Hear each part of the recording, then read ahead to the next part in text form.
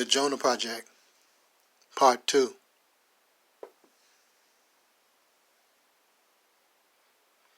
Again, I am not naive. I only think that it is prudent to create allies instead of enemies. What if we could build a mass movement of all people, striving for the survival of diverse groups?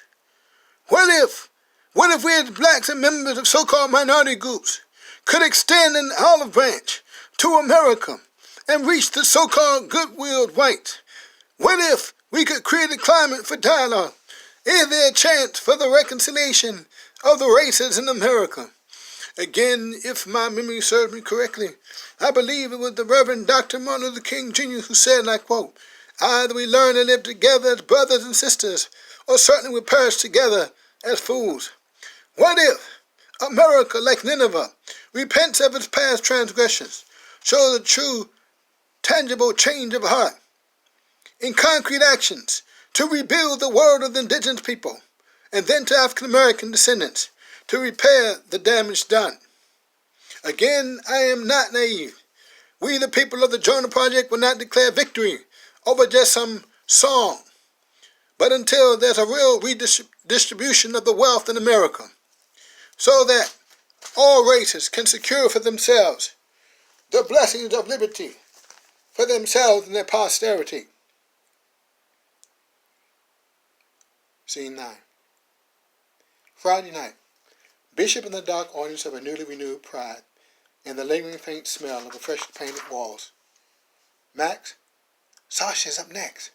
MC, Miss Needleman. And now, ladies and gentlemen, I proudly present to you the lovely Sasha Wellington. On stage, Sasha struts her stuff down the runway with an adoring crowd behind her. Sasha, scantily garbed in a beautiful burlesque dress, walking the runway. Next up, Black Eggerstown's very own. Give it up for Precious. Precious, like a well-seasoned diva, makes her way down the runway, the crowd oblivious to the fact of her ailment. All eyes on Precious. The audience chants, like a well-syncopated choir. Go Precious, go Precious, go Precious, go Precious. Precious grinning from ear to ear. Ladies and gentlemen, we have an extra treat tonight. The bishop's son-in-law, who, by the way, will be addressing the Walter E. Wellington Baptist Church on Sunday, has agreed to kindly speak and close the show out with a few words. I have a brief introduction first. Where is that introduction? Oh, here it is. His name is Oroptus Maximus, orator, poet, and activist.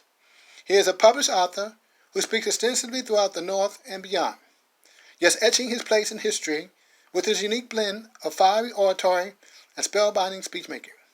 He has been heralded by the former director of the ACLU as an oratorical genius. Without further ado, let's give it up for Oroptus Maximus. Clap, clap, clap, clap, clap, clap, clap, clap, clap. Salutations, brothers and sisters. I won't be long, but I gotta be strong.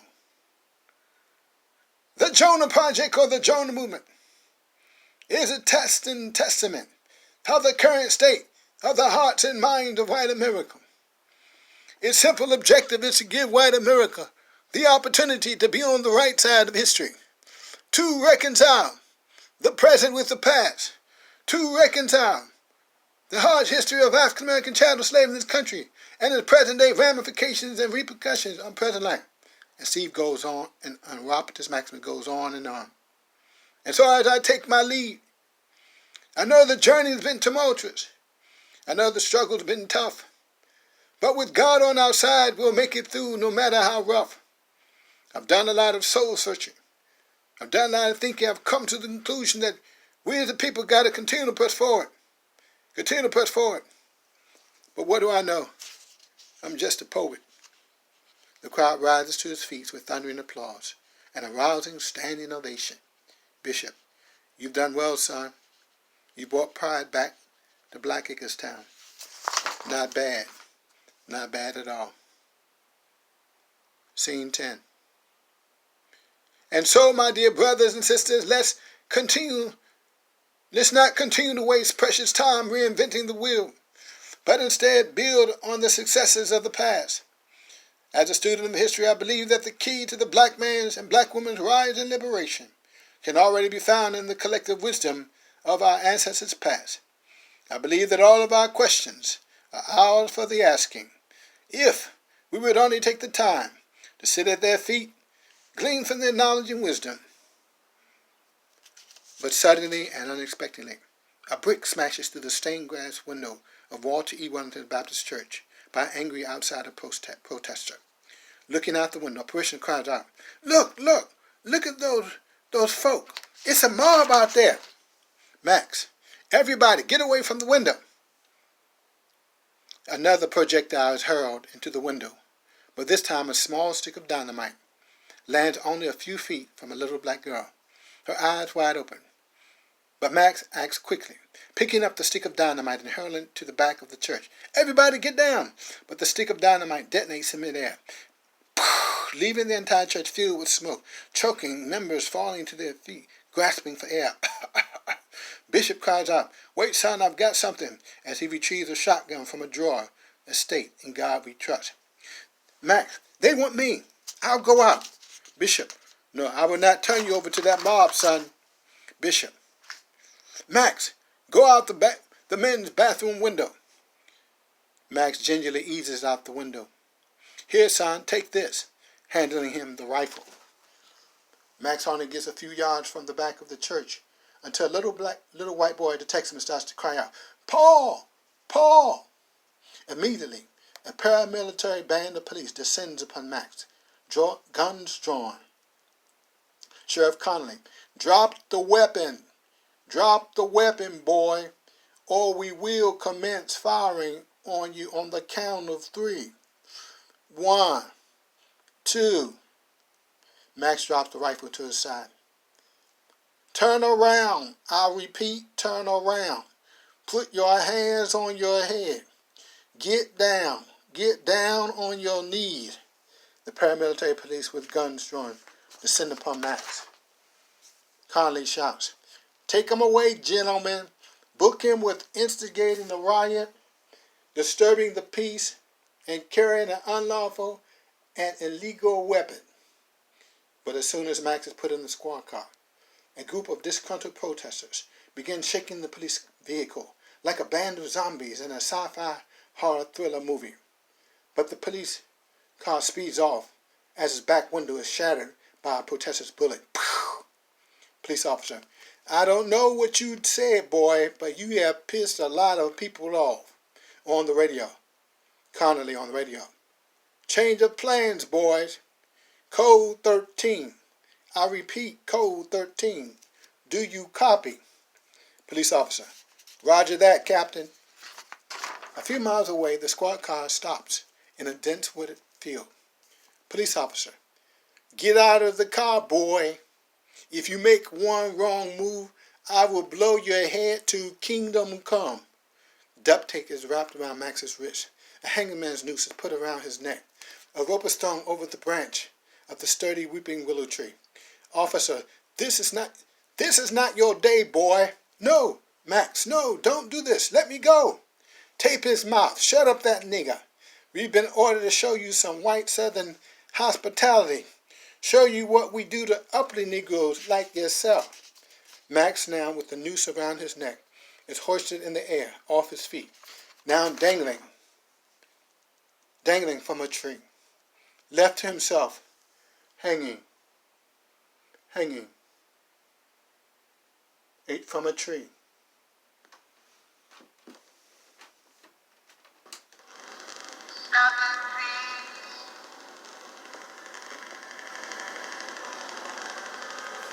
Barren, strange fruit, blood on the leaves,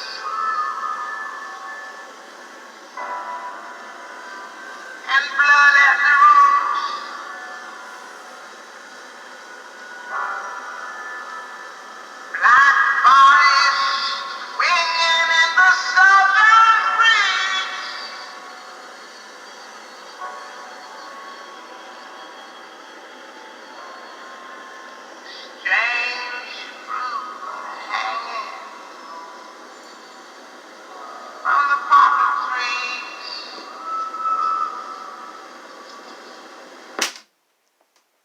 Enters Sasha to the rescue.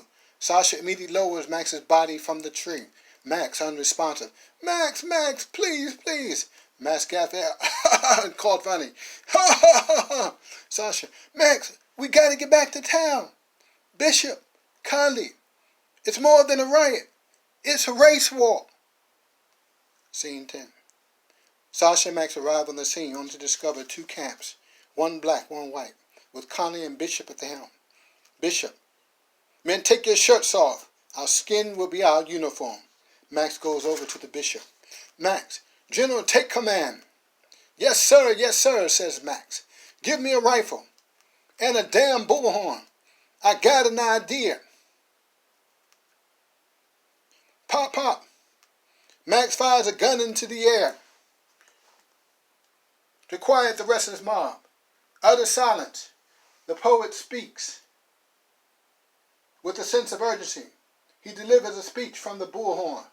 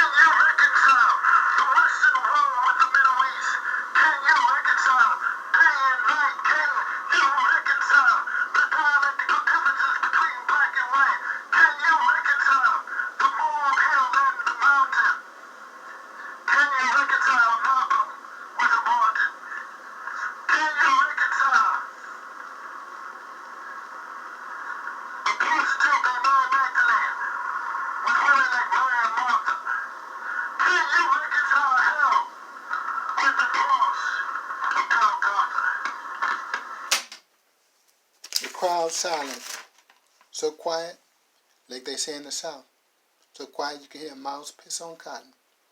Both sides, black and white, lower their defenses in shame. Shamed by the words of a mere poet. Words sharper than a knife, more powerful than a gun. Cuts like a double-edged sword, penetrating the heart and capable of regenerating the human spirit. Connolly. Go home, everybody. You heard the man. Go home. Bishop. You did a good job, son. Sasha. Yeah, not bad.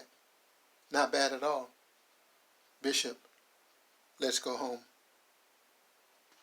It was Marcus Garvey who said that the pen is mightier than the sword, but that the lip is more powerful than the both. Scene 11. It's early Monday morning, the sound of birds chirping extra beautifully.